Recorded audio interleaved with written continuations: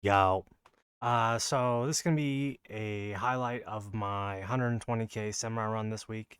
I was battling through this all week. Um, I think I hit like 119 like twice. I had like a 195 run or 119.5 and then like a 119.3 and then like tons and tons of runs where it just like fell apart at the last second. So I'm gonna go through real quick and show you all the gearing that I did.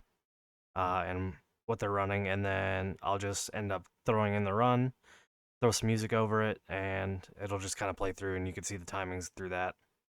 So first off, we have Solcadens. He's at 21k attack, 1.2 interval. I would like to get his interval down a little bit, honestly. I think it would help quite a bit.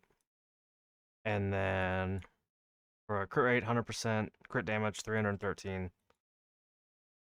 Probably like one of the best Arcana builds I can currently put him in. So yeah, but like the big thing is, I think if I can get a little bit more speed on him, should see a little bit better damage out of him. Next up, we have Silas. So Silas, I'm not running a Lord on the team, so he's not like my biggest damage dealer, but he still does pretty well. So I tried to find him like a happy medium. Like I didn't know like as far as if it's better to go full crit damage or going with a little bit of crit damage and some attack. So I have him in one crit damage main right now with 2 attacks on the right side, and then he's in the crit damage set on the left. So kind of find a middle balance between those two stat lines because it's really hard to tell if one's better than the other. Because generally, like for the original guild boss, you could just have him like virtually 0 attack and a ton of crit damage, and he's still gonna completely farm. But Semrah's definitely not the case. So 15k, 1.1 in second interval, 364 speed, little over crit cap, like so I'm missing out some stats there, but it's just the ancient pieces in general. 352 crit damage with a little bit of rage regen, 21.5. He's also running a spirit siphon. I'll show this real quick as well, and then I have Solcadens and Tear Twilight, obviously. As far as Dolores, she's in Scarab. She's in my best Envig gear, full attack stats, looking for just basically attack and rage regen and any bit of survivability I can on the Envig. And then same thing goes here. It's just my best attack rolls with some survivability. Got a yellow roll there. So that's my Dolores. She is at 14.1k. And then 30 Rage Regen with another 50% coming from the Golden Scarab. Next on the list, we got Volca.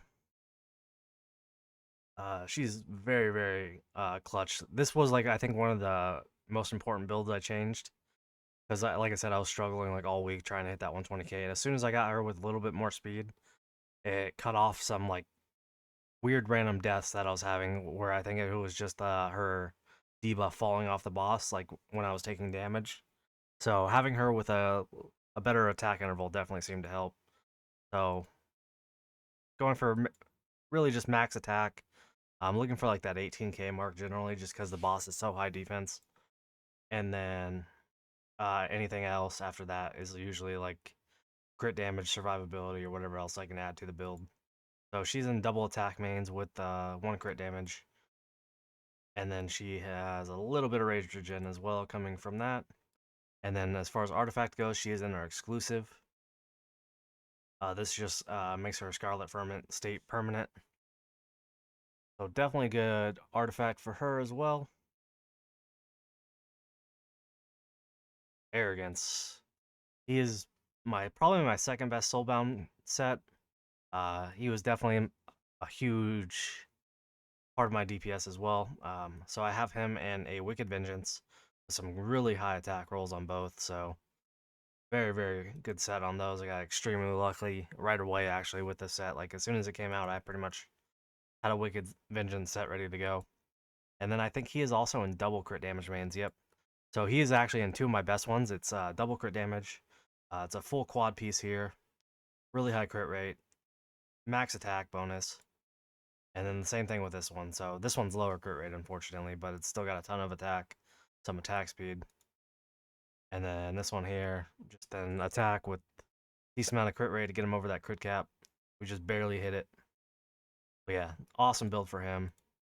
18k attack, 350 speed, 100 crit rate, and then 361 crit damage.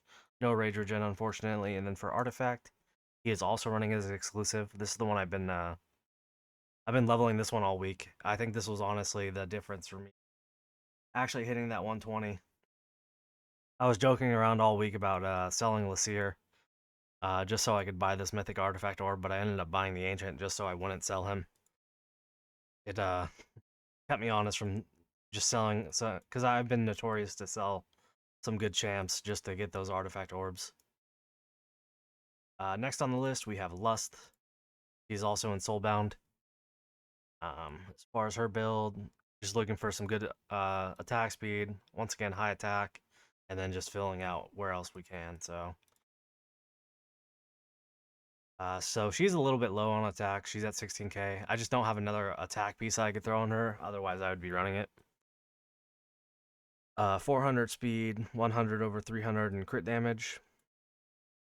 Yeah, nothing special on her. She's rocking her exclusive as well. Got some levels into it. Next up, we have Elowen. So Elowen, she's kind of standard build. I'm running the Taya's Balm just for AoE healing.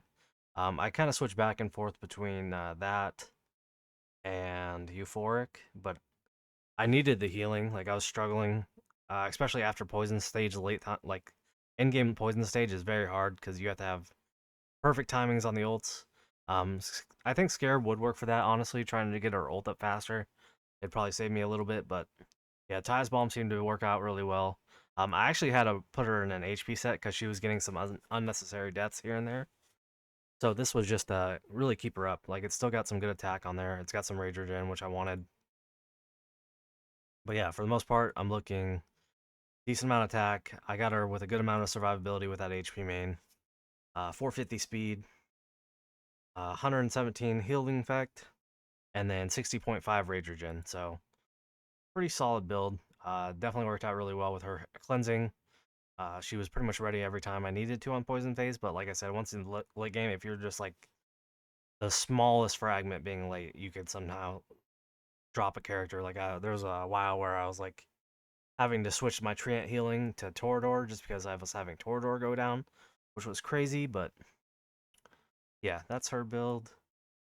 Next up, we have Helga. This one's an interesting one. So for her, I run her in Envig. She's just not the biggest damage dealer anyway, so I think the Envig set is honestly kind of perfect for her. I think this is also a great build for sticks as well. If you're running, if you guys are struggling with sticks, try getting Helga into like a DPS Envig.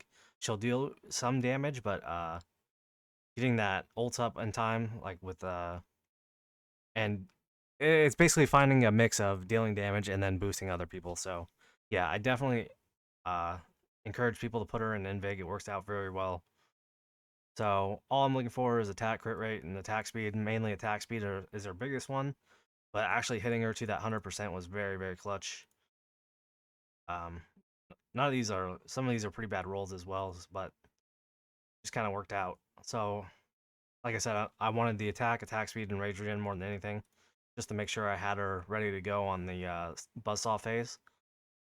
So that is that. She is an artifact. I actually got a copy this week for that as well. So it only really changed the single target damage, which doesn't really affect her too much.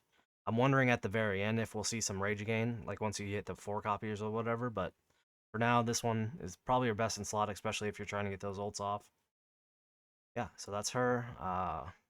And then finally on the list, we have Fercy. Sure, that's everyone. So 1, 2, 3, 4, 5, 6, 7,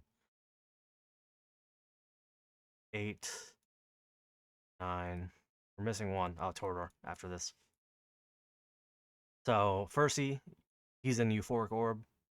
I got him with some survivability here. Same thing with him. I just wanted to make sure he wasn't going to go down. Any unnecessary deaths just really end up botching these runs, especially if you're pushing late game. So I got him into a mix of HP with some attack going. And then I think most of these are attack with looking for rage regen, attack speed, healing effect, just your general healing stuff. Some more survivability on this piece there. Attack speed, great, great. I pretty much run attack speed on almost all my healers, unless I've got like full like ancients or like really some high attack speed rolls on them. Like other than that, it just makes building healers a lot easier having that attack speed. And then this one just attack with a ton of rage regen, so his shield or his ultimate is ready to go quite often. And then like I said, I have him in euphoric. And then finally, the last build on the team is Tordor. He's in a tuning crystal. Doesn't really do any damage, to be honest, so it doesn't really matter. You could really run him in just about anything. It's just more for our stat line than it is anything else. And then he's just built pretty much full tank.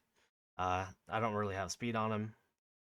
He doesn't really stun in the backline to begin with, so I wasn't really worried about that. He's just literally there to boost my nightmare units, tank some rocks, and get me through the run. So everything's just really HP defense. Crit rate if I can get it, but I wasn't too focused on that. If I can find some attack, I'd throw that in there. But like he did pretty much nothing for me on the run, and that's why I also run him in morale to boost up the team damage quite a bit. But yeah, that's the team. I'm gonna show you guys the run. Make sure if you guys have any questions on Semrah, post them in the comments below. I feel like I probably spent 12 plus hours at least this week just running it on my own account this week. Not to mention like the other accounts I ran it on. But yeah, thank you guys for watching. I'll see you guys in the next video. Later.